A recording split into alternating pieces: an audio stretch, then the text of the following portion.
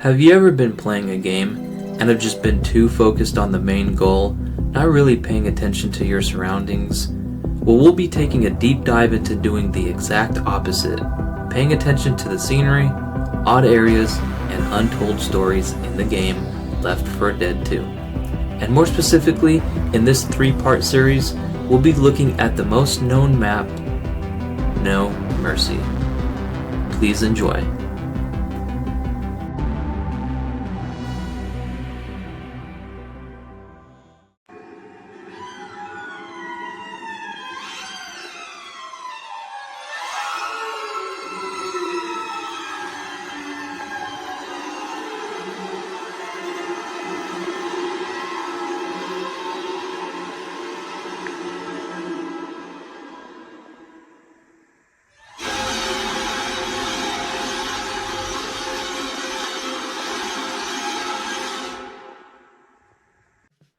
Hello everyone and welcome back to another episode and another series. Actually, yes, we're getting another series, and I know I've been disappeared and gone for quite some time. I had some very unfortunate life events happen.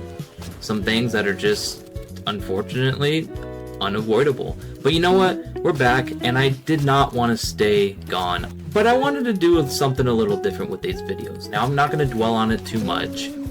It's a brand new series. I still plan on doing some things here and there, and I plan on doing a lot of different things, and we're going to be learning, we're going to be growing, we're going to be taking things differently, taking criticism, taking feedback, and kind of just going with everything. And I really hope anyone who stumbles upon these videos or chooses to watch them, I really hope that they do like them. I hope that they stick around to see the rest. Subscribe. Maybe give me a little bit of support as well.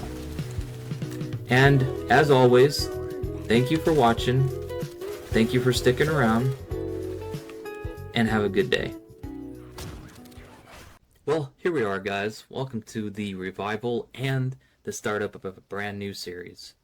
Something I've been wanting to do for a little while now. Every time hopping into this game from time to time, it's always piqued my interest. So I don't think there's a better way to start it off than just getting in right to it. Alright, so for the first spot that we're going to be checking out is actually one that I think is an untold story here in the apartments. If we come down this staircase, down this hallway, onto the left here, let's state the obvious right away. We have this knockdown door. Not only is it knocked down, but it's off the hinges. We come in here, clearly our main subject in this area is the dead body that's rendered onto the bed. It's a pre-dead body, one that's supposed to be there. Clothes on the ground, really scuffed up. We got a TV here disconnected from any kind of service, but not the power. We have a door here to our right that leads into our bathroom, and then the bathroom leads off into the living room. And then we have a door here on the left, which is the closet with some more clothes scuffed up on the ground. Now, the main reason I'm pointing this one out is because of how clear and how much this body is sticking out compared to everything else. Now, this isn't a zombie, this isn't an infected. Actually, all the infected on this level are cleared out. So this body is just sticking out like a sore thumb. So let's take a deeper dive into what we think happened here. If we get a little closer to her, we could point out some fine details that the game is putting into her, but not others. For example, you can see that these poor souls, these victims here, are low rendered, low pixeled, and you could almost barely tell what they're wearing. You can see he's wearing a tie, but can't really tell the color. Maybe a yellow brown tie. We could tell that this honestly looks like Michael Myers' boiler jumpsuit. We just can't tell too much about them. But this lady here, we could tell a lot. We could tell what she's wearing. We could tell the colors on the clothes that she's wearing. We could tell the color of her hair. We could even see like maybe a blue pin or a clip in her hair. And her facial features are a little more molded out, which makes me think that Valve did this on purpose to make her stick out. Now, that's obvious. Anyone who's ran through this room has definitely looked at her a couple times because it does stick out. But what I don't think many people have done is try to connect the dots. When I was little, when I first played this, back in 2008, when the first game dropped, I remember getting it for Christmas and being so excited. I used to get the gamer magazines that would come through the mail, and those used to be like my favorite things ever. Seeing upcoming games and games that were already out, those were like the equivalent to teasers and trailers nowadays. But when I first stumbled upon this, I thought to myself, oh, it's just a dead woman. Well, I thought that for a long, long time. And while that is true, I never connected what exactly happened here. I never paid attention to the doors that are closed off. I never paid attention to the door that is ripped off. And I just never made the connection that she's just laying here in such an odd way. Which makes me believe one thing is when you first come out here in this hallway, it is full and swarming with infected.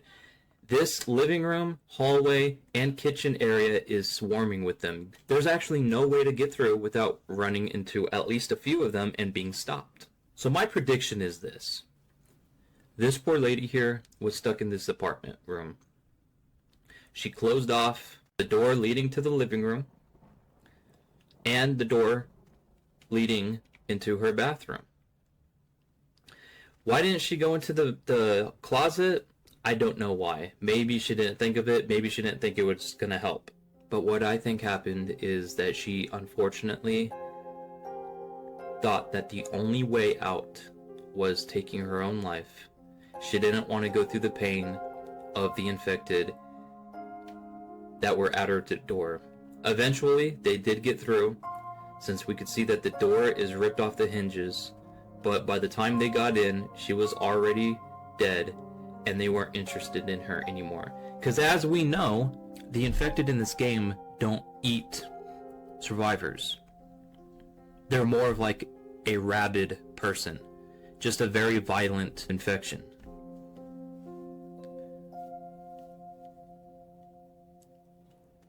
And I think that is the tragic and unfortunate story of the lady found in apartment 2.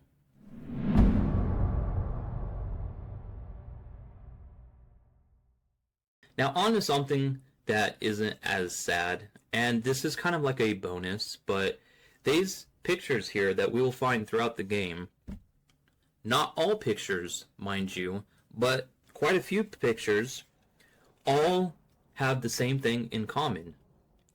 In this picture, we can see a pig with 1, 2, 3, 4 apples around. In this picture right here, we could see a house in the back with 1, 2, 3, 4 bushes. In this picture over here, we could see 2 barns with 1, 2, 3, 4 sheep. In this picture, we see the same with the 4 bushes, and in this picture, we could see 1, 2, 3, 4 blue birds, maybe, or subjects. I'm not sure what those are. I'm pretty sure those are birds. It's kind of weird, though, because there's an owl there. Anyway, the number 4. Here, we could see 4 objects. Not too sure what those are. And lastly, on this level, we could see 1, 2, 3, 4 seagulls on a beach. Now, I think it's pretty obvious that the number 4 represents the 4 survivors that we play for the first game and the second game. Just a little homage to our survivors. The second room I want to point out is the very ending of the apartment. It's actually the room right before we head out. And I do believe that there is a story here as well. Now, when we come through here, what we'll notice is a dead police officer with the trail of blood leading towards a high amount of what I believe are infected before they died. We see that the high amount of these dead bodies are on top of a steel door, which that door was one that led outside. Now, we could see that the door is knocked inwards compared to out, and not only that, but they're on top of the door, which means they came in after the door was on the ground. But what I think happened was this police officer right here had his gun, which I'm not going to lie, sometimes this gun spawns here, sometimes it does not. Most of the time, I think it's usually a pistol that spawns here. Sometimes it's a magnum, but I don't think I've ever seen like a primary weapon. It's usually a handgun, which is what police officers always carry. That's their sidearm.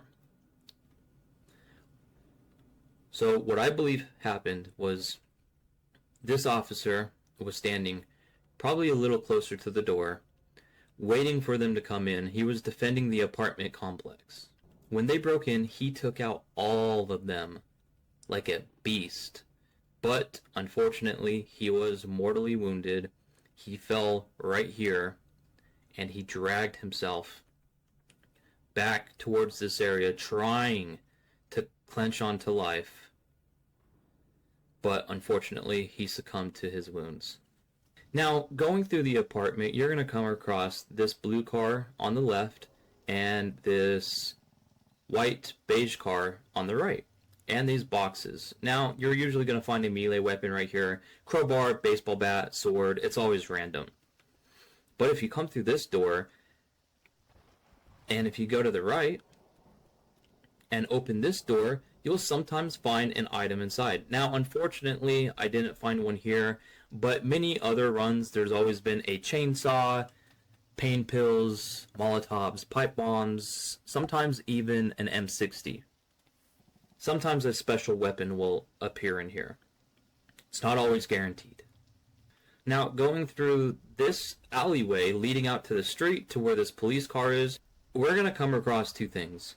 One thing I did notice while recording was last time there was a body here, but it's not here now, which is a little strange considering every other scripted body in the game, or every pre-rendered body is in the same exact spot, but this one's not here, which is a little strange, but we'll move on. So we see this scene over here, and it is a group of bodies lined up pretty uniform on a gate, all deceased, with these two police officers next to what I'm assuming is their police cruiser, also deceased. Now what's strange about this is these bodies, like I just said a little while ago, they're all uniformed, meaning they're all lined up pretty nicely in a straight line down the gate. What I think happened here was one of two things. Either one, they were infected, but not turned yet. The military or police knew that they were infected and lined them up and kind of executed them on the spot at this gate. Or two, the military didn't know that they were infected, but just assumed that people would be a problem, trying to keep the infection at a minimum, or trying to keep the population at a minimum, lined them up and gunned them down without knowing if they were infected or not. Now, I'm not sure if either one of those happened, but what I think is that they were probably infected, since the green flu is airborne. Even our characters we play are infected. We're considered carriers, but we are immune to the infection. So what I think happened was they were infected, and the military just lined them up and took them out because they didn't want them to turn. Now what is a little strange is these two officers that are away from the line that died in different poses. They're not connected to the group, but they're right next to it, which makes me think, did the military take them out as well? I'm not too sure. So let me know what you think happened here in the comments below, please. Now, towards the end of the video here, we have two last buildings that I would like to bring up before the end. The first building is just beyond this gate and this semi-truck that is through it. If we head towards it, we see we have a garage opening here to the left with nothing but a bunch of building objects inside, such as boxes and metal framework. Sometimes we could find supplies inside, such as this Molotov. But if we go through this room back here, we get a little bit of a different vibe. The sound dampens a little bit. We hear nothing but the wind howling, the rain hitting on the walls and the ground, the thunder in the background, just a eerie feeling. Not only that, but we're surrounded by concrete. Concrete walls, concrete floor, concrete roof. The lights are out, no electricity, nothing but concrete, boxes, metal frames, and wooden boxes. Now, if we head down this hallway, it's a very short and small building, but one that gives off an eerie feeling. But if you reach the end here, you'll notice that you'll come out at the end of the map, right next to this part of the map that is obliterated by bombs, a bunch of cars, and if you head straight, like Bill said, you'll head down to the station where the safe room is, and that completes the end of the map. Now, if you head in from this part of the store, you could also come in from the other side, but we'll go through this way first. We'll stumble upon another bloodstain that has a smear to it. Now, if we follow the bloodstain, it leads to absolutely nowhere. Sometimes we'll find an axe in here or a weapon. Sometimes we'll find a pipe bomb. Sometimes there'll be nothing. But one thing for sure is that there is no scuffle in here. Just office supplies and sometimes surviving supplies. Which makes you wonder, why was this here? What happened here? Why is there a smear like a body was dragged or a body crawled, but no body? Matter of fact, there's no body in the entire building. Despite there being a blood smear here, a massive blood stain here, and a blood stain over here, a massive one at that. Now just to clear the building and show a little bit of proof, that's what we're going to do. We'll walk through very quickly. No bodies here or bloodstains. No bodies in here either. Just usually some supplies in here, but no scuffle, no bodies, no blood, just office supplies and maybe some other different supplies.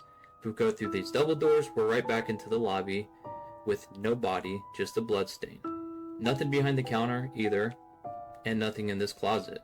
Just some blood that is, I'm assuming, just going through the walls, but other than that, no bodies. Now, the one redeeming factor about this place is this room right here. It does feel like a little bit of a safe haven. We have a nicely lit up room that is spacious, and a medical box with usually some painkillers inside, sometimes even a med kit. It's a nicely lit up room that closes off to the darkness on the outside, and it feels just a bit of a breather or a safe haven. But be warned, infected can still break through this door like it's paper. Now that's going to do it for this part. This is part 1 of a 3-part series. I hope you guys enjoyed. Thank you for watching and sticking around, and I'll see you in the next one. Have a great day.